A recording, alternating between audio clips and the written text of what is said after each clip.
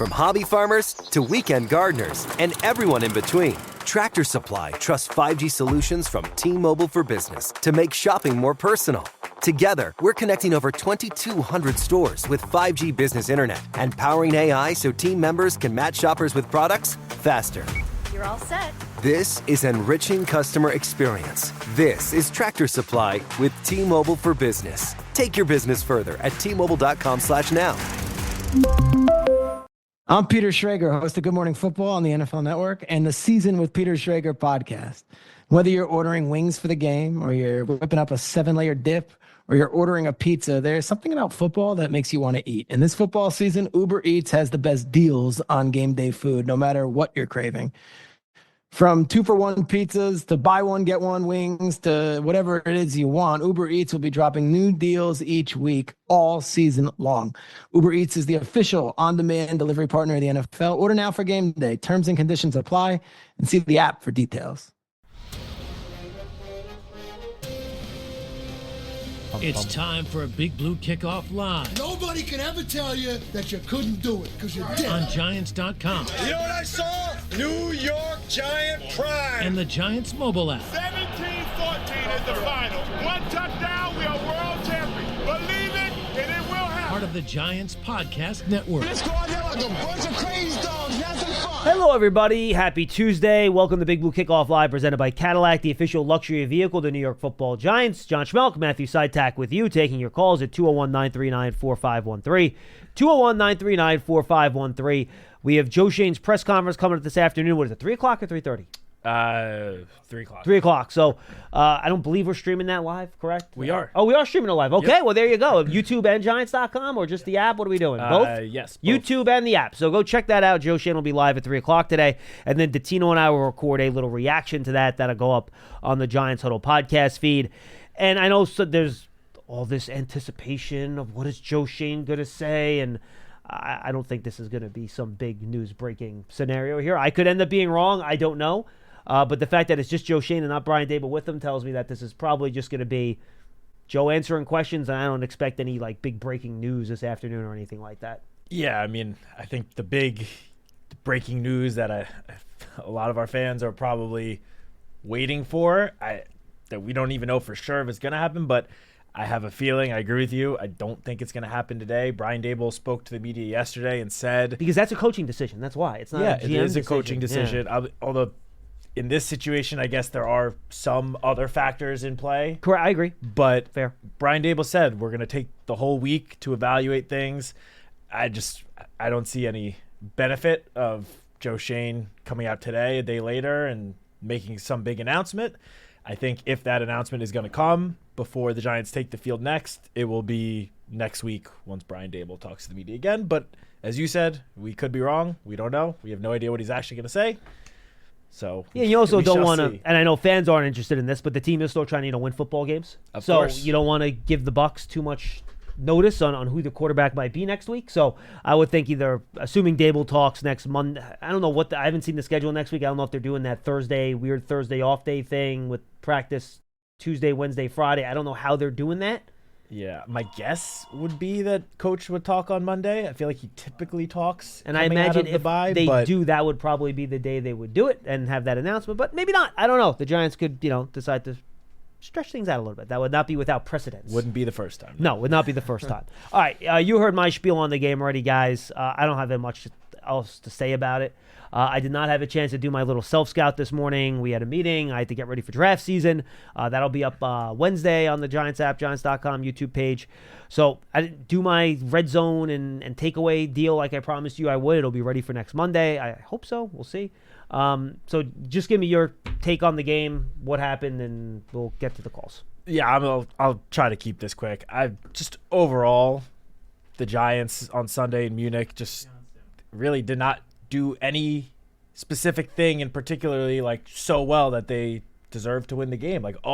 It seemed like every single area kind of struggled. The only thing that had, pretty sustained success throughout the game was the run game. And then of course, first play in overtime, Tyrone Tracy, who was having a great game, fumbled the ball, which put a bit of a tarnish on the good performance that we saw from the He run also game. had the drop pass that turned into the interception, Yeah. the 2-4. Yeah. So, but I mean, you're looking at the rest of this game between, the Giants passing attack and then everything on defense. It wasn't good enough to win this game. And it's, key word here, frustrating, because this was definitely a game that, was winnable, similar to some of these other close losses that we've seen over the last 6 weeks or so. This was definitely a winnable game. It was against an opponent who, I mean, I could be wrong, but I feel like has an inferior roster. I think that's fair. I said that last week, so I'm not going to change my mind on it now. Yeah, but I mean, look, hats off to the Panthers. They played a great game overall. Chuba Hubbard, first game after getting that big extension, had the best game of his career. And we warned you guys about him last week. He's a player. Yeah, good. He's good. I mean, the Panthers wouldn't have given him a 4-year extension with real running back money if they didn't think he was a part of this team and a part of the future. So, yeah, look, it just didn't do anything strong enough to win the game. It's disappointing going into the bye 2-8. We have 7 games left in the season after the bye. I think that will be a very good time to try to develop these young players, see what a lot of these young players are made of, and see if they can not only be a part of the team moving forward into, next season, but could be like key contributors moving into the future. Like, I think these final 7 games are going to be very big for someone like, like Evan Neal, who, say what you want about him, about his tenure here with the Giants. Sunday was one of his better games that he's had against, since he's joined this team in 2022. Granted, again, the opponent wasn't the, most talented opponent. And he got beat a couple times in the fourth quarter, but Jones got the ball out before the pressure got there. So yeah, but he did, he did a nice job. He did match up over half the game against Jadeveon Clowney, who is a legit defender, a good edge rusher. You could tell they were putting him across from Neal on purpose. And he held his own against him. He did okay. I mean, if you look at the final stats, granted, as you said, he did towards the second half get beat a couple of times that technically, I guess, didn't go down as pressures because Daniel Jones got rid of the ball, but he only had 1 pressure allowed, according to Next Gen Stats and Pro Football Focus. He played well. And he stood out in a good way in the run game. There were times where he looked just downright dominant. No, he moved in people. The run game. He moved people. The old David Deal line. The best part about playing offensive line is moving another man from point A to point B against his will. That's what Evan Neal did. He was moving people off the line of scrimmage. It was very impressive. Yeah, so for sure, that was great to see. Especially because that was his first game in like a year? Yeah, and I said to Paul too, he wasn't on the ground a lot. We've seen in the past Evan Neal on the ground a lot. I just thought he was balanced and his movement skills were a lot smoother and better. And I wonder if that's because he's just healthier than he's been in a couple of years as well. Yeah, I mean, that makes total sense. So, look, I'm not trying to, paint a rosy picture after Sunday, but no, Evan Neal's performance was a big deal. Big deal. It was encouraging to see, and it's just players like that over these last 7 games that are really gonna, it's kind of time to show it. This is with a 2-8 record going into the final 7 games of the season. Chances are you're not making the playoffs. Even if you win out, you're 9-8, and that depends on the rest of the conference, but chances are you miss out on the playoffs anyway. So this is a good chance. Obviously, you still want to try to win games, and the Giants will continue to try to win games.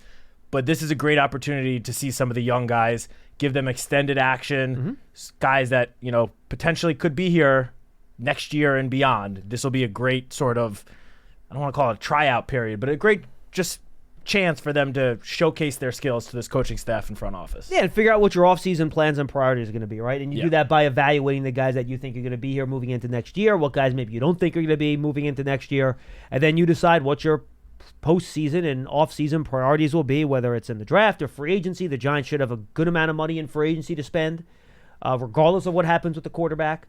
And then they have draft picks, and they could get an extra 4th-round comp depending on how that thing shakes out. It looks good right now because Ben Bredesen's played an awful lot for the Bucs, so he's going to qualify as a lost free agent, which would help for the Giants in the way they do the formula. I know right now the Giants are projected to get a 4th-round comp pick. Yes. Obviously, things can change. And sometimes those projections are wrong. That's true. It does happen year to year. So the hope right now is to get the 4th, and then you draft well, and you try to continue to build here. Last thing I'll just say, until the red zone stuff and the takeaway stuff gets better, none of this is changing. Like, throw those two things together and then throw the run defense together. Those, to me, are the three Achilles heels of this team, Matt. On defense, they can't stop the run. On offense, they can't score touchdowns. And it wasn't even just settling for field goals this week. If they settled for field goals in the red zone this week, they would have won the game in regulation. They came up with 0 points 2 times because of turnovers, and they missed a field goal from, 43 yards? Is that what it was to kick from Goodell? Yeah, I think so. That's 3 possessions inside the other team's 30-yard line. 0 points. 0 points. It's tough to win games like that. Can't. And Casillas and I always talk about this when we do our pre and post game on the radio. And this was Tom Coughlin's thing, and he's 100% right about it. The most determinative thing about winning football games is taking the ball away and protecting the football. And the Giants this year have not had, I said the stat before, I'll say it again. It is unbelievable that not just their overall turnover numbers, I'll give them to you in a second, that the Giants in any individual game this year have not managed to win the turnover battle. I'm going to go back and I'm going to check over the last 10 years how many times that's happened where a team has gone, or not a team, I'm not going to check every team. The Giants have gone 10 straight games without winning the turnover ratio. It's really amazing. You figured at some point the other team's just going to throw it to you by accident. Like the quarterback makes a bad decision, right? They just drop the ball. Something happens weird. They have a fumbled exchange on the snap. The handoff fumbles a handoff attempt. Something weird. Like the quarterback goes to throw it and it comes out of his hand on the way back. These are things we see all the time in the National Football League. The Giants have not been a benefit of any of those things. That's mostly luck. But they haven't forced anything either. They have a ton of sacks. No strip sacks. 1 strip sack. Brian Correct. Burns against the Browns. 1 strip sack. Correct. I But forgot you need about more that than one. 10 games into the season. Correct. 1 interception. Not 1 interception by the secondary. And that interception was in the season opener On a deflection. by a rookie 6th-round pick linebacker. Who was inactive this week. So that has to get fixed. Overall, the Giants are -6 in turnover ratio. Only 5 teams have a worse turnover ratio. Do you want to take a record how many combined wins other teams have? You're not going to be shocked. Let's go through it, folks. Las Vegas. Oh, another team that has only 2 wins. They're -14, by the way. Holy cow. -14, 10 games in? Oh, boy. Yikes. Titans, -11. 2 wins. Dallas Cowboys, -10. 3 wins. Jacksonville Jaguars, -7. 2 wins. Cleveland Browns, -7. 2 wins. The Panthers are -7 until they were +2 against the Giants. 2 wins before beating the Giants in that game. Guys, it's clear as day. You got to win the possession battle by protecting the ball and not turning it over. You have to. The Giants are not good enough to overcome that. Think about it. Last year, this was a big offseason talking point for me, because I think a lot of times takeaways and giveaways, a lot of it is luck and it's out of your control, right? I just think that's the way it goes. So some of this is luck. I get that. Last year, the Giants, despite the fact they finished with 6-10 last year, 5-11, 6-11, 6-11. Sorry, stupid 17 games. I still can't get that straight. 6-11, +12. All right. So that is an 18 net turnover difference from last year to this year. 18. That's more than 1 per game. That turns wins into losses. The Giants, and this was my point last year in the offseason, if the Giants were less lucky with turnovers last year, they would only won 3 games. You go back to some of those games they won when they won the turnover by 2 or 3, they would have lost those games. So the turnovers have a lot to do with it, and I don't have an answer for that. I wish I did, and that's why it's not a fun, you don't see a lot of turnover ratio talk on ESPN and things like that, because there's no easy formula for fixing that. And, it's not like the Giants have a million giveaways either. It's more that they just only have 7, is it now, takeaways on the year, I think? 8. Are they up to 8 now? What do they have? The Giants are at 8. You're right. 7 fumble recoveries. Oh, that's right, because they had 1 this week against the Panthers. That gave them 7 fumble recoveries, and then the 1 interception. They only have 14 giveaways. 14 giveaways isn't great, but it's 24th in the league. That's not like bottom 4. It's not terrible. It's not good, but that has to get fixed. Until that gets fixed, you're going to keep losing these close games. And again, it's not like the Giants getting blown out. So 1 turnover or takeaway either way in these games, you're probably flipping the record and 2 or 3 of these games, and it's just the opposite of what you had in 2022. And I believe in 2022, I think the Giants were either +1 or even that year. They turned out +3 that year, so that was much more regulated in terms of turnovers and takeaways. So that's it. That's all I got. I mean, the biggest thing is it's got to be the interceptions. I mean, the Giants have, as we just said, 1 interception on the season. It's the last in the NFL. Last year, with mostly the same defense. I mean, there are obviously a couple of guys here and there that are no longer here, but for the most part, the core of last year's defense is back, and they had 18 interceptions.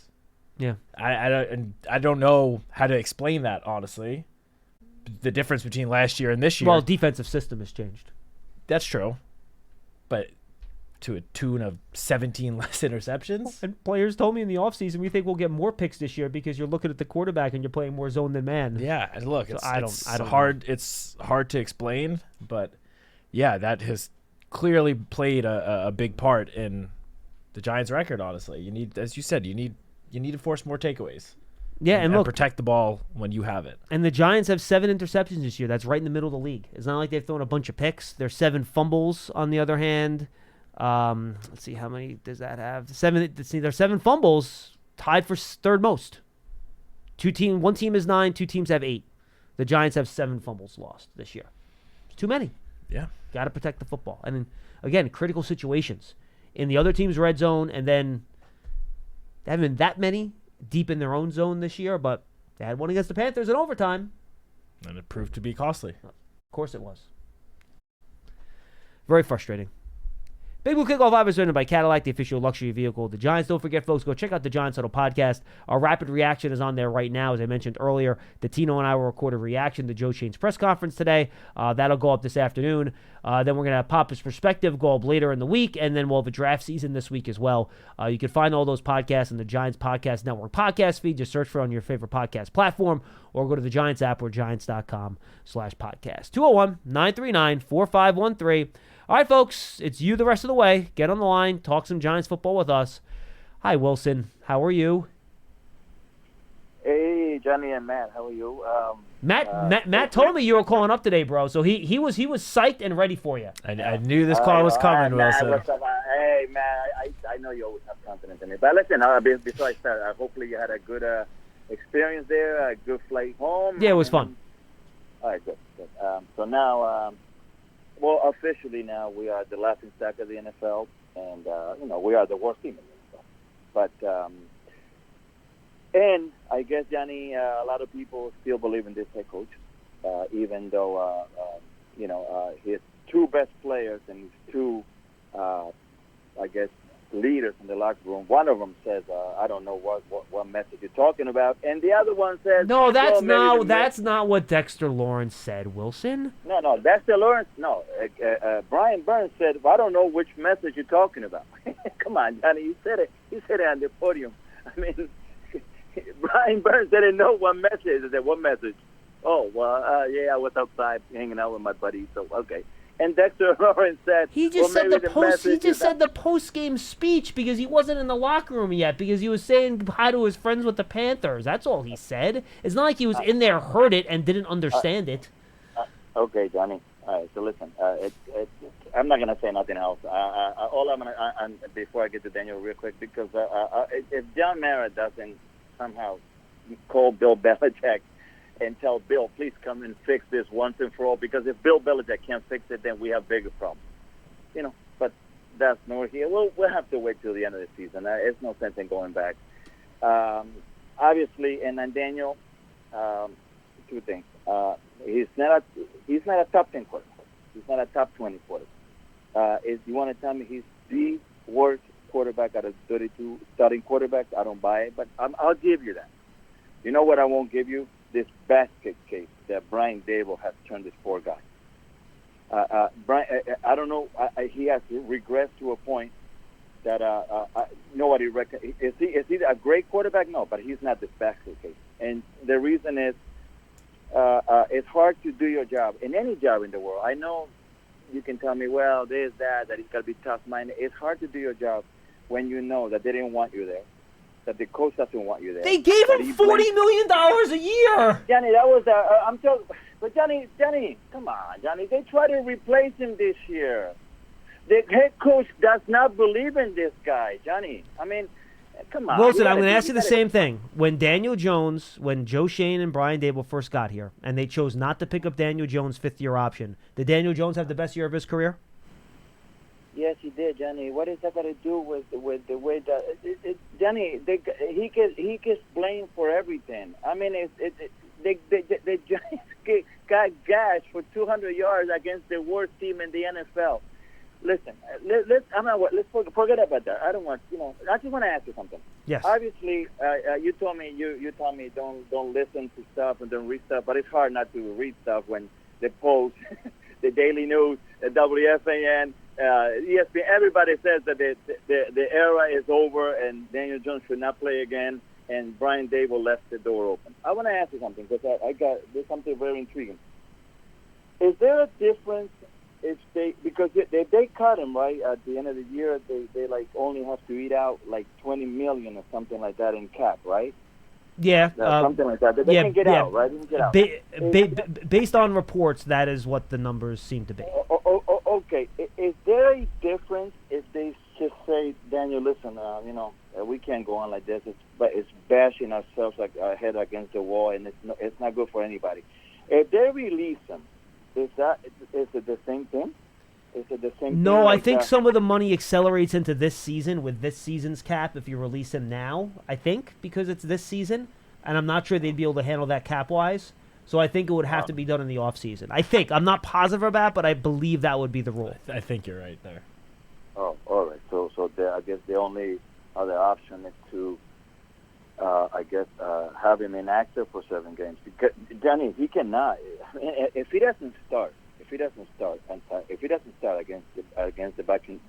the Bucks, against Tampa Bay, you cannot have this guy on the sideline.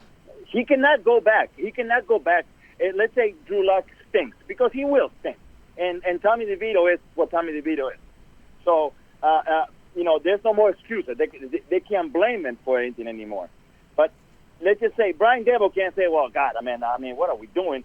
He can't put him back. I mean, I think the whole stadium will actually jump onto on the field. Wilson, I will not speak for Matt. Daniel Jones cannot play it anymore. Wilson, I will not speak for Matt. I will let him do that himself. But on that point, I happen to agree with you. I think once you decide to move away from him, you're not going back. I think that's probably fair. Yeah, I mean, look, if Brian Dable, Joe Shane. Thank you for the call, Wilson. Appreciate it. If they decide to go that route and bench Daniel Jones, and if they say that the injury clause in his contract played a part in that, then yeah, I mean, as we've seen, if that is the reasoning behind it, as we've seen, players get hurt at practice sometimes. Like, if that is the case, then I think, as we've seen other teams do in the past with some quarterbacks, you got to shut them down completely. And I guess it's tough and a little like. Look, I mean, we've seen other teams do it. We saw Sean Payne do it with the Broncos last year with Russell Wilson, right? I mean, Derek we've Carr seen it with the Raiders. Yep, like, that's another one. It does happen sometimes, but yeah, if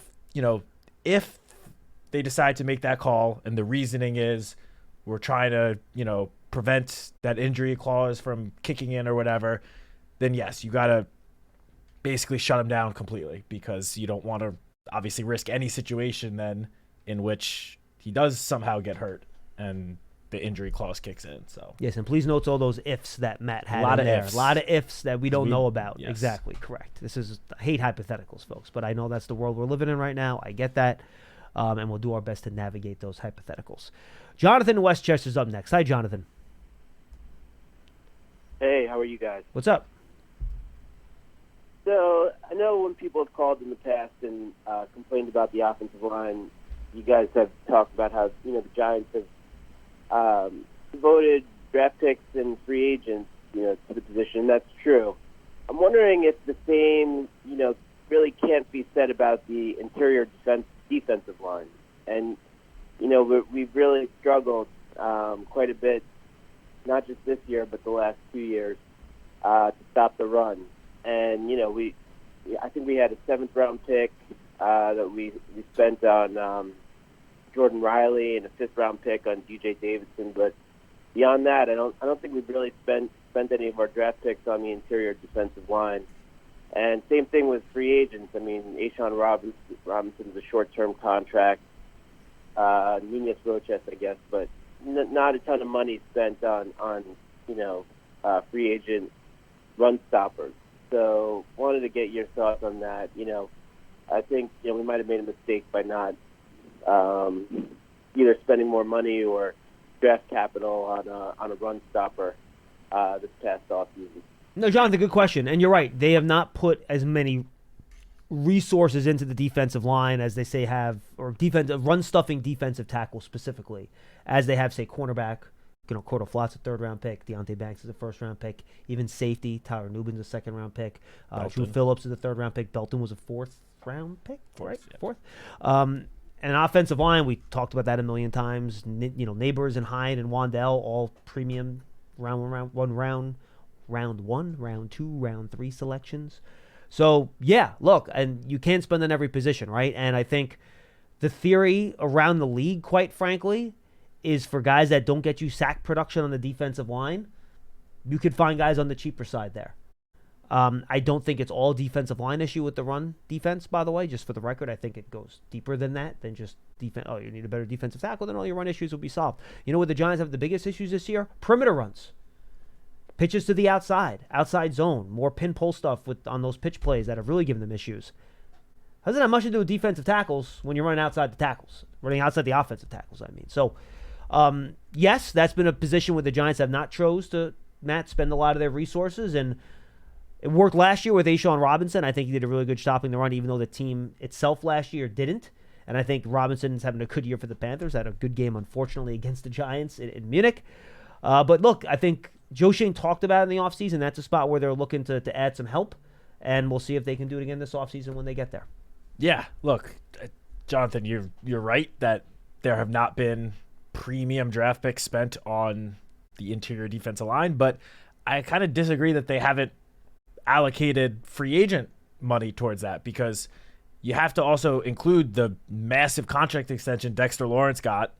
Well, I think he's saying other than Dexter, right? Yeah, well, of course, but that eats up when you give your interior defensive lineman, who granted is the best player on the defense, but when you give that guy a big chunk of the salary cap alone, realistically, how much can you spend for the guy playing right next to him? I mean, I feel like a big reason why Leonard Williams was traded last year, because they kind of knew we're probably not going to re-sign him to big money because we already have big money spent on Dexter Lawrence. We need edge rushers, and those guys cost more money than the interior. Like, Ashawn Robinson signed last year, was a 1 year, I think reportedly around $5 million. Nacho is making around $4 million reportedly. That's not nothing when you already have one guy making 20-something million on the interior. That's true. That's fair. I will agree with you that the draft pick route then may be something, and I'm sure it will be the route that they, the front office decides to explore this offseason in addressing that position. But I don't totally think it's fair to say that they haven't put money towards that position in that area, that position group, because they have. And I think this season, or coming into this season, I think they kind of thought, and I don't know this for sure, but I think their mindset was that having Andre Patterson as the defensive line coach could help elevate the game of guys like Jordan Riley and DJ Davidson and kind of get them up to a level where they can be that contributor right next to Dexter Lawrence. Well, I think they thought the structure, too, of Shane Bowen's system would inherently help the run defense, too, right? Yes, for sure. And I think they obviously expected Nacho to play more of a role than he did last year, which he has been. Mm-hmm. So all of that plays into it. I do think this offseason, especially this draft coming up in April, probably I would take unless they obviously sign someone to free agency, I would think that would be an area or a position that they do look to target in the draft, to get a young guy on a rookie contract and then have him develop under Andre Patterson. I think that could be the route they decide to go. But yeah, it's tough when you have a defensive lineman, an interior defensive lineman that you just signed to a huge extension for reportedly $22 million a year, something like $23 million. And it is hard to spend on two big guys at that spot. Remember, they did talk about Christian Wilkins a little bit in the Hard Knocks episode. That was if they didn't get Brian Burns, Correct. Of course. Yes. And Brian Burns is another guy making big money at edge rusher. You have Kayvon Thibodeau making a good amount of money as the 5th overall pick just 2 years ago. Like, how much of the salary cap do you want to allocate to just the defensive line alone? No, you're right. Obviously, there are just many holes to fill throughout a roster. So now, this is one of the better defensive tackle draft classes that we've had in a long time. The last 2 or 3 defensive tackle draft classes have not been good. They've been poor. You have not had a lot of really good players. So I think that's important to note as you look at how the Giants have allocated some of those draft resources. But this year, it's probably one of the better defensive tackle classes I've seen in a bit. So something to keep an eye on moving forward. The guy I really liked on the interior defense line, I don't know if you remember, he's having a pretty good year for the Rams. Braden First. Yeah, he's doing pretty good. Pretty good. Jared Verse even better. He's having an unbelievable year. He was never in the cards for the Giants. No, absolutely not. But yeah, he's probably the favorite for defensive rookie of the year. He is in my book. Let's go to Angel in Pennsylvania. He's up next. Hi, Angel. Hi, Mr. Schmeelk. How you doing? I'm good, man. You can call me John, my friend. Sorry. No, you're good, dude. No worries. What do you got? I want to talk about the play calling differences that I've noticed between Coach Daboll and Mike Kafka. Sure. What do you got?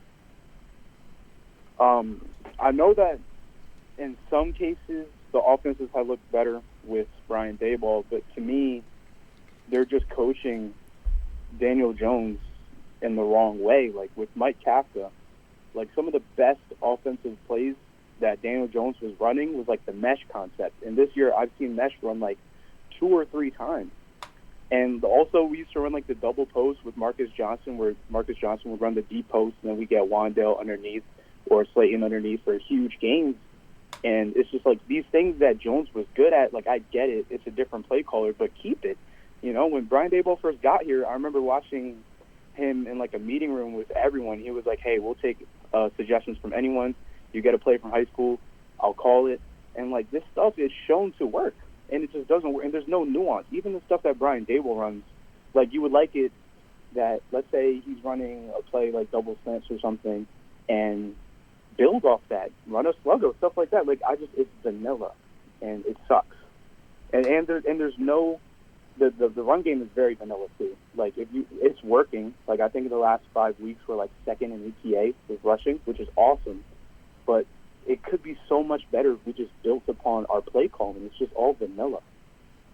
Angel, I have trouble getting too upset about the play calling when I rewatch a tape every week and guys are open all over the field. And look, I think we saw that. Like he calls that flea flicker on the 3rd and 1. There were 2 guys open on that play, and the quarterback eats the football. So I know Brian Daboll took the hit on that. He said it was a bad play call in the post game. If you look at the tape, guys are open. Guys are open.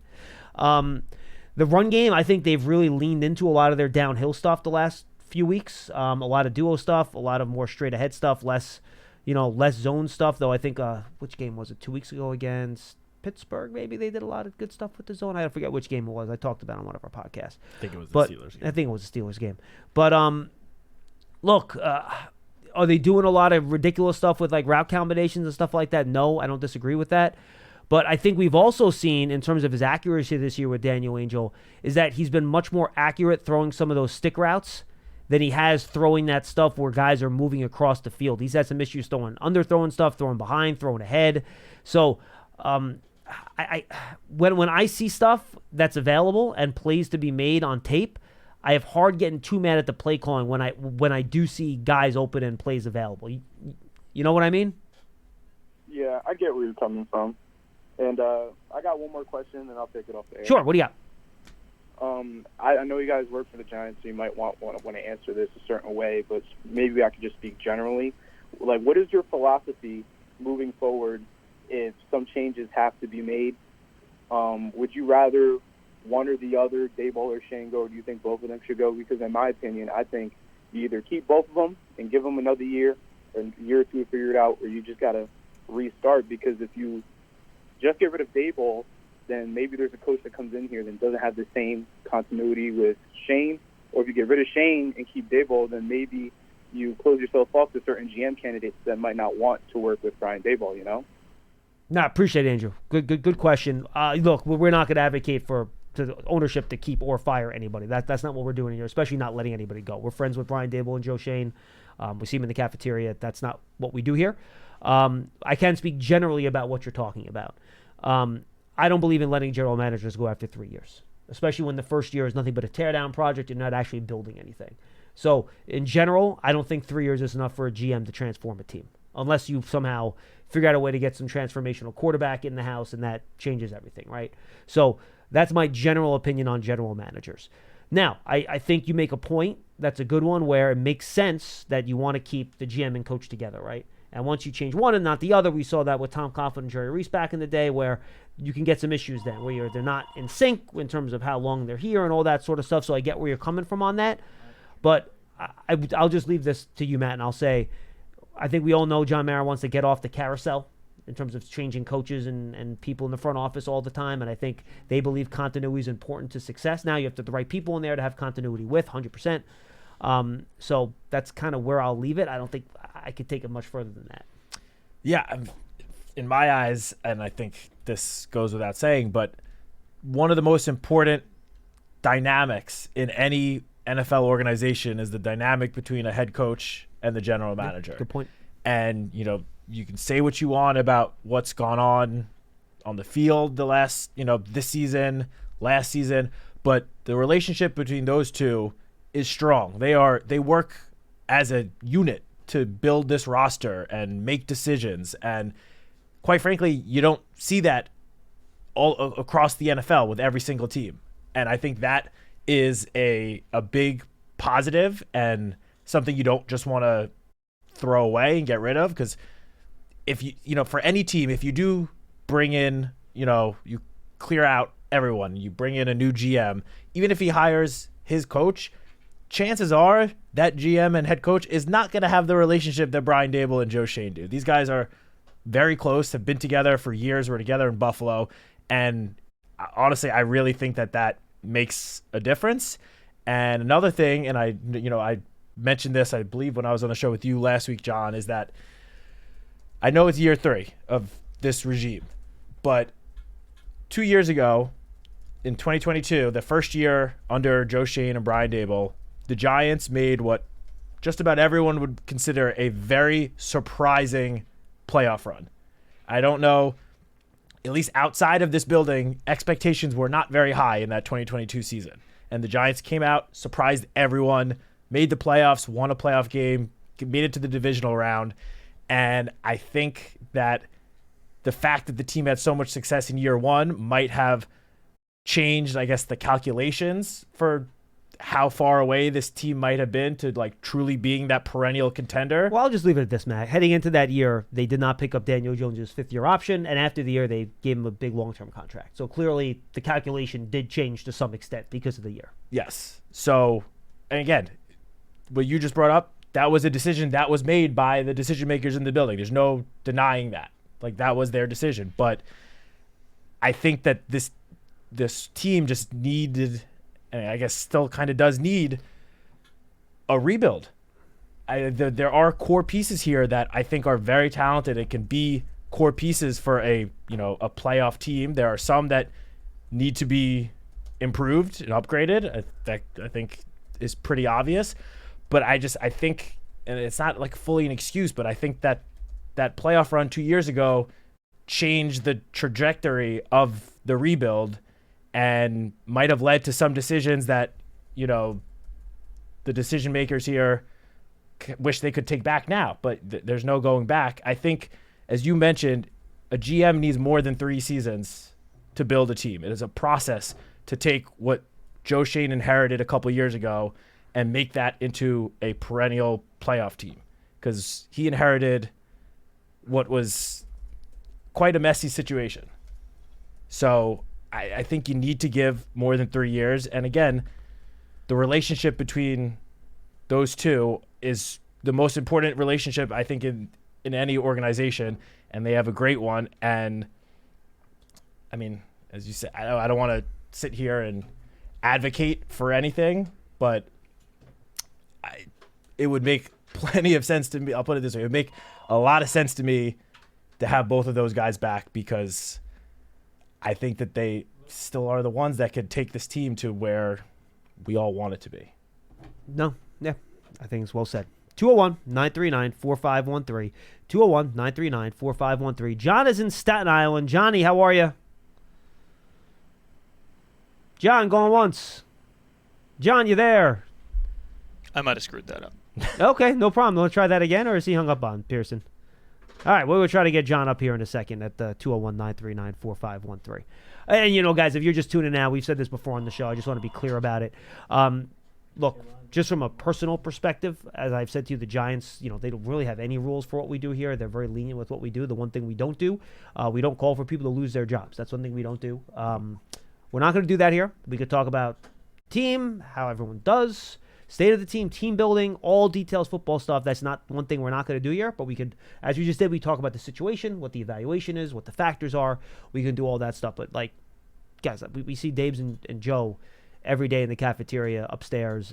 Just as a human being and a person, I wouldn't feel right about doing that sort of thing. So No, I agree with you completely. And I'm just setting expectations. That's all I'm doing for the fans out there. And believe it or not, we do try to still be as honest and transparent as we can. We never say anything we don't believe. So, yeah. So that's where we are. Jay in Brooklyn. Jay, what's going on, man? Hey, John, how you doing, man? We're good, bro. What's going on? Hey, real quick, on Joe Shane. Yeah. Once this inevitable situation happens with Jones, whether it's this week, next week, the month after, I think the eyes are going to properly be focused on GM Joe Shane. Outside of hope, right? And I think both of them should be back, Dable and Shane, by the way, next year. But outside of hope and, you know, oh, well, it's not 4 years.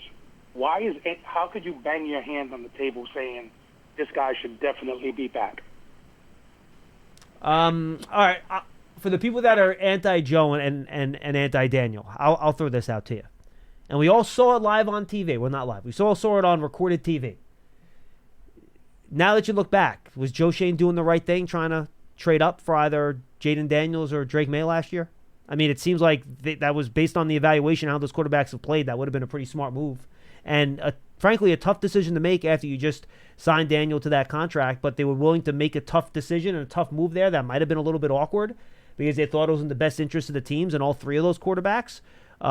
Thought Caleb Williams in it just because he was one of those three. Look like they're going to be pretty good players. So I think, Jay, that should give you some hope that they know how to evaluate the quarterback position. And they, even though it would have been tough and it would have been awkward, they were trying to bring a quarterback in here last offseason if the opportunity arose. Yeah, how many times across the NFL do we see, you know, GMs doubling down on a bad decision instead of just sort of admitting that, you know, it may not have been the greatest decision and trying to fix it? I mean, I feel like we see countless situations like that every single season where instead of just, you know, admitting, you know, maybe this wasn't the best decision.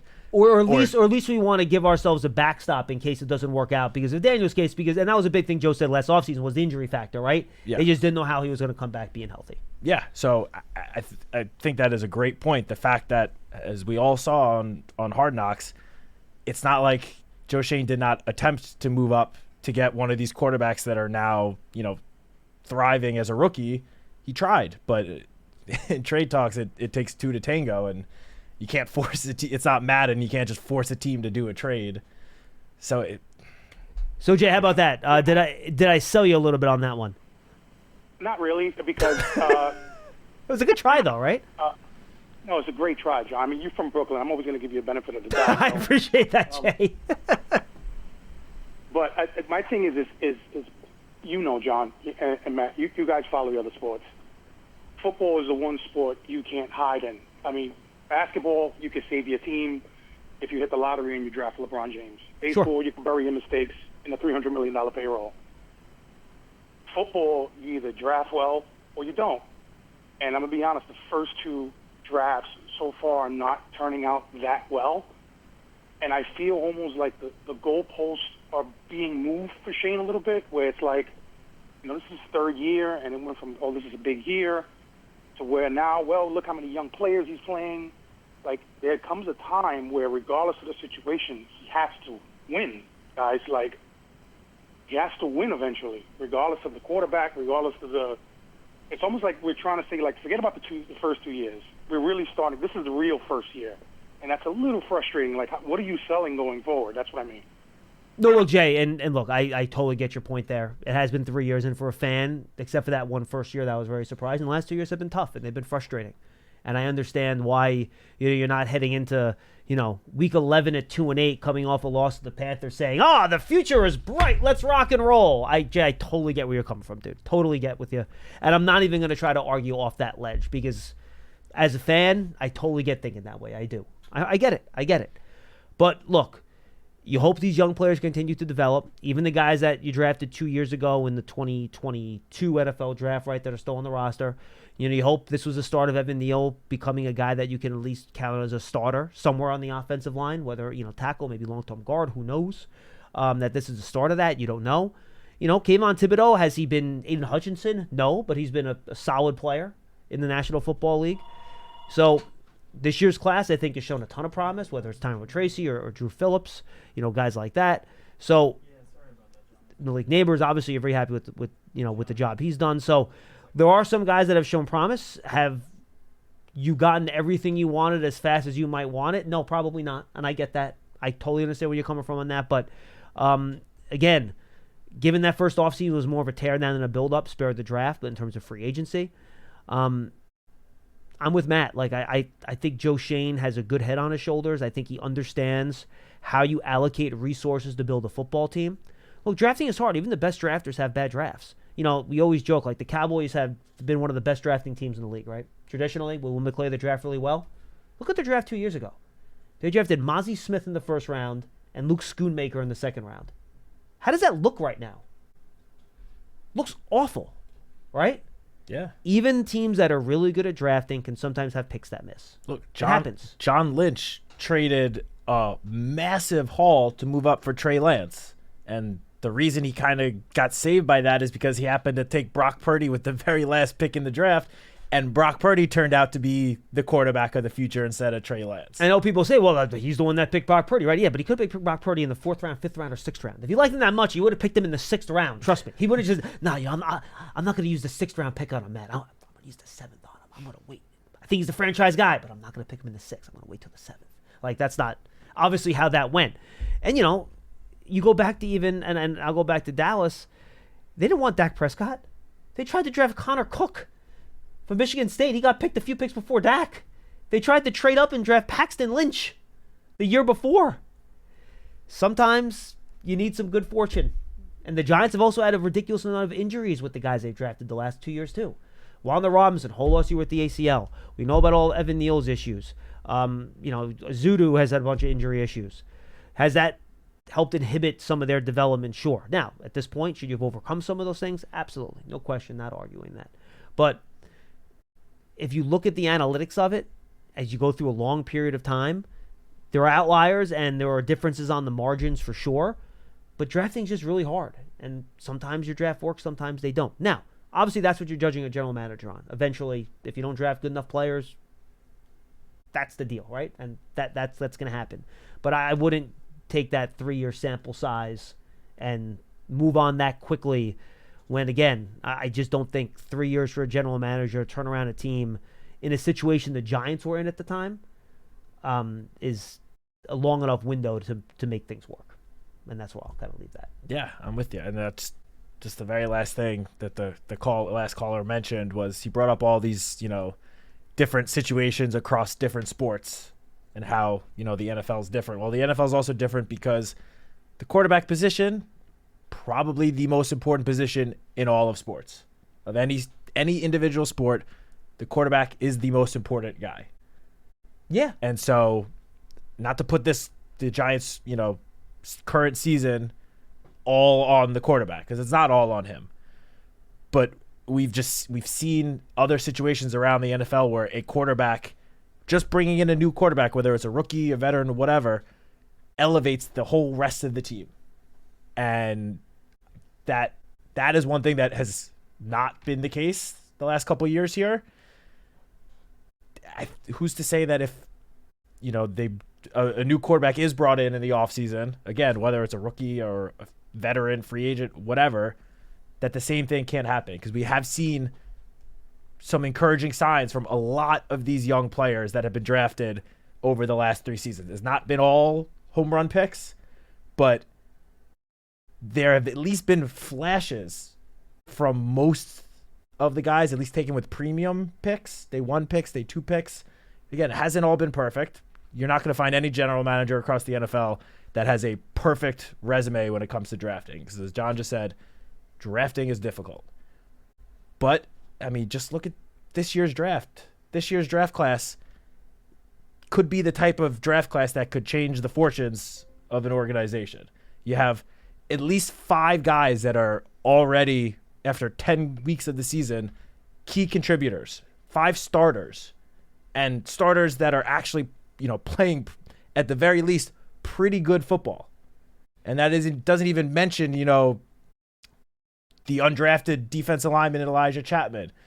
Darius Muasau, who of the draft class, has gotten the least playing time. Like Jake Kubas, who's obviously hasn't been on the active roster, but not actually active on game day yet. But that's like a developmental interior offensive lineman. Like this draft class could be a draft class, as we've seen with other teams around the NFL. All it takes sometimes is one really good draft class to sort of change the fortunes of an organization. And honestly, and how high I was on this draft class before the season started. You made fun of me because I was like, I love these guys, but so far they've proven me right. It's more teasing than anything else. Yeah. And I think if a quarterback situation is, changed over the offseason and someone new is brought in, it could potentially change a lot of things. And again, that's an if. Roster. Just again, if. And again, a lot of ifs there. So just keep that in mind. And look, I was joking with Jay, did I sell you on that? But I was being honest. Like, the way I see Joe Shane's mentality, and John and Staten Island is going to want to talk about team building too. So, Pearson, you could bring John on here. I like the way Joe Shane thinks about team building. Don't pay the running back. Why? You can draft Tyrone Tracy in the 5th round, and he can give you great production. That's why you don't pay as great as Saquon is, and we've talked about how great Saquon is on the show, but if you can find a guy that makes $12 million less in the 5th round that you have under team control for 4 years, that's 5 years younger, guess what? Makes sense. Makes sense to go with the younger guy. Generally speaking, safety's not a premium position. Now, Xavier McKinney's doing his best to make that move look like the wrong one the way he's playing this year. No question about it. Would he be doing that here? I don't know. I don't have the answer to that question. But he understands pass rush is important, premium positions, that's where you invest the money. And again, the fact that he was trying to shoot for upside with a quarterback in the draft last year with the potential trades made sense to me. It was worth doing. So I'm encouraged by the way he thinks about team building and what's important to him as a team builder, whether or not you like some fans out there might or might not like some of the players he actually drafted over the past couple of years. And real quick, and then John, we'll get to that. Since you mentioned Xavier McKinney, and obviously McKinney having a great year for the Green Bay Packers, but I would say it would be a pretty easy point to make that Tyler Nubin has showed more this season as a rookie than Xavier McKinney did at the beginning of his career. Well, I mean, he hadn't played yet, right? His rookie year yet this year, but he hurt his foot. He got hurt. He came back in the second half of the season, But still, Tyler Nubin he's been on the field for he's been on the field for all but 2 defensive snaps this season. Is it really all but 2? All but 2. He's played 100% of the defensive snaps in 9 of 10 games, and the one game that he didn't play every snap, he missed 2 snaps as a rookie, and is the leading tackler among rookies as well. Like, Tyler Nubin has played pretty good. Yeah, pretty well. I'm with you on that. No, I'm with you on that. I think that's fair. All right, John, what do you got for us? I want to stay on the same subject. I am a fan of Joe Shane's. I think I have total confidence in him. I think that we sometimes look at the draft and free agency as the only way to get good players, though. And I think you're missing the development of players you already have. And I look back at the Giants over the last 3 years, and I say, how many players have gotten better under this coaching staff, and I think the players don't generally get better. The best players that are coming in now, Bobby Okereke, Burns, the offensive line, they all would develop somewhere else. Well, I mean, I would put two guys out there, John, for you. I put two guys out there. I think John Michael Schmitz has certainly been better in his second year. Okay, yes. Under Carmen Brasillo. Get to that in a second. Yep. I think Carmen Brasillo was the first step of Joe Schoen saying, because if you remember back in the beginning of the year, he said, I looked at Evan Neal's tape from college, and I can't believe this guy. You know, it's two different guys. Why? Because we didn't develop him as a player. I think we failed him. I think we failed Daniel Jones. 6 years. The guy can't slide. Jamie Gillen, 3 years. He's still kicking the ball down the center of the field, and he can't make an extra point. It's the backup emergency kicker, and he can't kick a field goal. It's the backup emergency kicker. So I say to myself, I need to talk to these position coaches, and we need to get a little more out of these players in position, particularly in technique. How does a player line up offside? How does a player line up in an illegal formation? I don't know anything about football, John. I'm telling you, I don't know anything about football. But I do know that if the old coach's axiom, you practice the way you want to practice the way you're going to play. Okay, well, you want to play the way you practice, and I think this team is playing the way they practice. And I think that some things need to be changed there in order to develop better technique across the board. And imagine if you had a coaching staff that could have the players on your team playing above the level they were drafted. Okay, so your third-round players after 2 years are playing even with the second-round players from their class. I hear you. Developing players is the way to do this. And what you said before is exactly true. Imagine you could develop offensive linemen, and you don't have to take an $18-20 million tackle because you got a tackle on his rookie contract, and you don't care if he walks because you got one behind him. You know what I'm saying? That used to happen with Giants defensive interior linemen. They're all over the league. Okay, because whoever was the defensive line coach was apparently doing the right thing. Now, and I will say Andre Patterson, John, is a very good developer of players.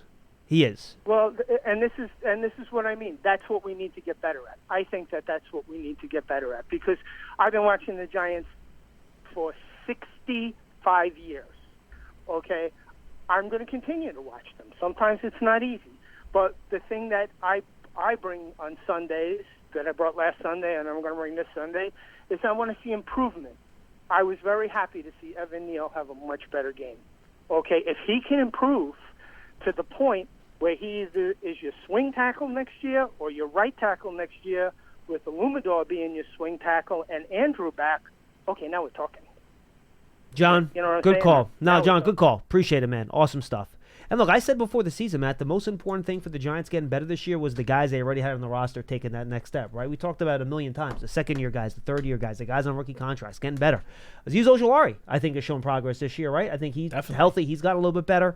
I mentioned John Michael Schmitz. He's a guy. I think Jason Pinnock has shown periodic improvement since he's been here. Micah McFadden. Micah McFadden's another guy. I think he's gotten better. I'm with you. Each year.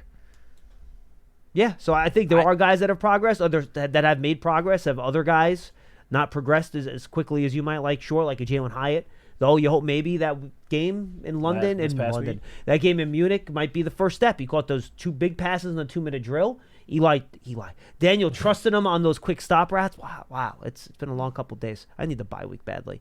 To make those catches on that final 2-minute drill where, Daniel executed that pretty well. So, Cordell Floss, another guy. You have his page up right there. Another guy that I think has played pretty well this year. He has shown improvements this year, certainly from last year, and that's with playing sort of a new position. He played in the slot last year, and now he's playing outside corner. And, is he playing at a all-pro level? No, but he's definitely shown improvements from last year, which, as, the caller just said, you want to just see improvements and some growth from these young guys. I agree with the sentiment of that last caller. There's just one person he brought up, and I'm sorry to nitpick this one thing, but I'm just like, you gotta be kidding bringing this up. knocking Jamie Gillen for I was gonna not let that one go. being the best emergency kicker. I mean, the guy is a punter. Like, obviously, do you want him to be able to go in and potentially make like a 30-yard field goal, an extra point? Of course. And I actually think he's gotten better as a punter. I actually do think he has been. But you can't judge him as a punter based on his ability as the emergency kicker. Because if you look at his punting numbers, they're among the best of his career. I mean, 46.4 yards per punt is 0.4 yards below his career high. 52% of his punts inside the 20. That is a new career high. Granted, it's been 6 games. He obviously missed a few games, but I thought Jamie Gillen is, all season I've been noticed since when he's been out there, I think he's been pretty good and the best he's been since he got to the Giants 2 years ago.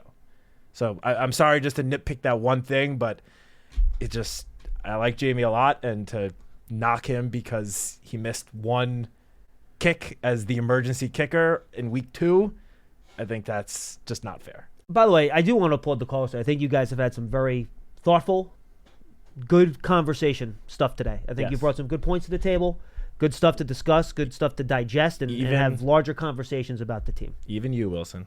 Yeah, I think Wilson was very well put together today. No, he was. He typically is. No, everyone's done a really nice job. We appreciate you guys calling and talking about it. And like we said, like we can talk about these details and how you fix things and what's wrong. That stuff, we'll be doing it for a while now because there's a lot of season left. So keep the calls coming. Really good conversation, folks. Matt, this was fun, man. Appreciate it, dude. And look, we'll see. Enjoy your bye week. Thank you. You too. You going away? What are you doing? Just going out east for a couple of days, Long Island. Okay, I was going to say there isn't much further east than here. But I guess Long Island would be it. Yeah, just chill weekend out there. I will be at home watching television. I'll probably be doing the same, but just out east. It'll be awesome. For Matthew Citak, I'm John Schmeelk. Great job, Pearson. Pearson, you enjoy your golf-filled next 5. How many tee times do you have scheduled right now, Pearson? How many do you got? What do you have, like 6 tee times? I only have 3 tee times. Okay, only 3. Are you going back to Boston? I'm assuming you're going back to Boston? I'm not. Really? You're staying here? Yes, I'm hanging around. Ooh, okay. I expect at least 2 or 3 more tee times set up by the time you leave the office tomorrow. For Pearson, great job as always. And again, we'll have the huddle coming up, reacting to Joe's press conference after 3. The press conference is live at 3 on the Giants app, Giants.com, Giants YouTube page. Check it out. And then, guys, I'm not going to talk to you live for another 5 days. I'm not going to say I'm going to miss you. I will. We love you guys. We'll talk to you in 5 days. Enjoy your bye week, everybody. See you then. I'm Peter Schrager, host of Good Morning Football on the NFL Network and the Season with Peter Schrager podcast.